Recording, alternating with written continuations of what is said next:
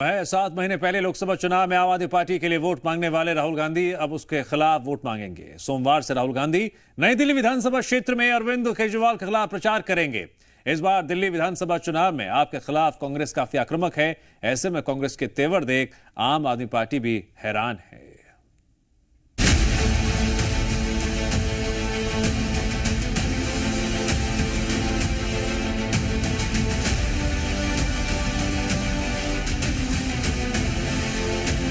दिल्ली में राहुल केजरीवाल आमने सामने।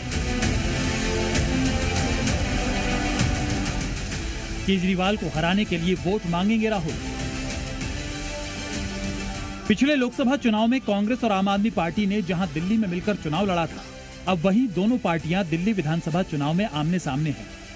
यानी राहुल गांधी अब आम आदमी पार्टी के खिलाफ और कांग्रेस को जिताने के लिए वोट मांगेंगे। नई दिल्ली असेंबली सीट से केजरीवाल के सामने है कांग्रेस के उम्मीदवार संदीप दीक्षित। इसलिए राहुल गांधी अरविंद केजरीवाल को हराने और अपनी पार्टी के उम्मीदवार संदीप दीक्षित को जिताने के लिए कनॉट प्लेस और लुटियंस जैसे इलाके में घर घर जाकर वोट मांगने वाले हैं। सोमवार यानी 20 जनवरी को राहुल गांधी नई दिल्ली सीट पर अरविंद केजरीवाल के खिलाफ प्रचार की शुरुआत करेंगे। राहुल गांधी दोपहर करीब 2 बजे वाल्मीकि मंदिर से पदयात्रा की शुरुआत कर उम्मीदवार संदीप दीक्षित के साथ मतदाताओं से मिलेंगे। नई दिल्ली सीट पर संदीप दीक्षित का मुकाबला आम आदमी पार्टी के मुखिया अरविंद केजरीवाल और बीजेपी के कद्दावर नेता परवेश वर्मा से है।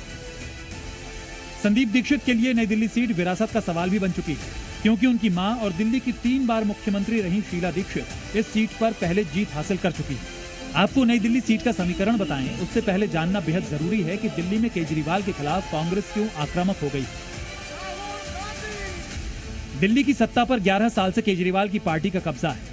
कांग्रेस दिल्ली में खुद को दोबारा जिंदा करना चाहती है। विधानसभा चुनाव में दोनों ही दलों की राह जुदा हो गई है। आपके दिग्गज नेताओं के खिलाफ कांग्रेस ने मजबूत प्रत्याशी उतारे हैं। कांग्रेस सिर्फ आप और अरविंद केजरीवाल को टारगेट कर रही है। उधर कांग्रेस नेता अजय माकन ने कहा है कि कांग्रेस दिल्ली और हरियाणा में आपके साथ मिलकर चुनाव लड़ना चाहती थी, लेकिन जैसे ही अरविंद केजरीवाल जेल से बाहर आए, उन्होंने ऐलान कर दिया कि आम आदमी पार्टी हरियाणा की सभी सीटों पर अकेले चुनाव लड़ेगी। इसी तरह केजरीवाल ने लोकसभा चुनाव के बाद ऐलान किया कि वो दिल्ली में अकेले चुनाव लड़ेंगे। ये आजादी के बाद से लेकर अब तक बगैर एक भी बार ऐसा कुछ हुए निर्विवाद तौर के ऊपर ये रहा है कि जो दिल्ली में पार्लियामेंट इलेक्शन जीतता है वही नेशनल में गवर्नमेंट उसी की बनती है, और 7 में से जो 5 जीतता है, 6 जीतता है या 7 जीतता है, उसी की सरकार केंद्र के अंदर बनती है। तो इसलिए दिल्ली जो है वो उसको छोटे या बड़े से मत समझिए, जो दिल्ली जीतता है वो पूरा देश के अंदर उसकी सरकार बनती है।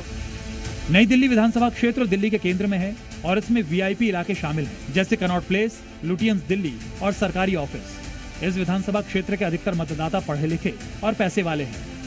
अब आपको नई दिल्ली विधानसभा सीट का जातीय समीकरण बताते हैं। जातीय समीकरण की बात करें तो नई दिल्ली सीट पर ब्राह्मण समुदाय का प्रभावशाली वोट बैंक है। ये समुदाय बीजेपी और कांग्रेस का परंपरागत समर्थक रहा है, लेकिन हाल के चुनावों में आम आदमी पार्टी ने भी इसमें पैठ बनाई है। पंजाबी और खत्री समुदाय का भी वोट इस सीट पर रहा है। सरकारी कर्मचारी और सेवा क्षेत्र में काम करने वाले दलित मतदाताओं की भी अच्छी खासी संख्या है। नई दिल्ली सीट पर बड़े मुद्दों के साथ साथ कुछ स्थानीय मुद्दे भी हावी रहते हैं। इस क्षेत्र में बिजली, पीने का पानी भी चुनाव में मुद्दा बनता रहा है। साथ ही नई दिल्ली सीट पर सफाई और कचरा प्रबंधन भी एक बड़ी समस्या है। ब्यूरो रिपोर्ट, जी मीडिया।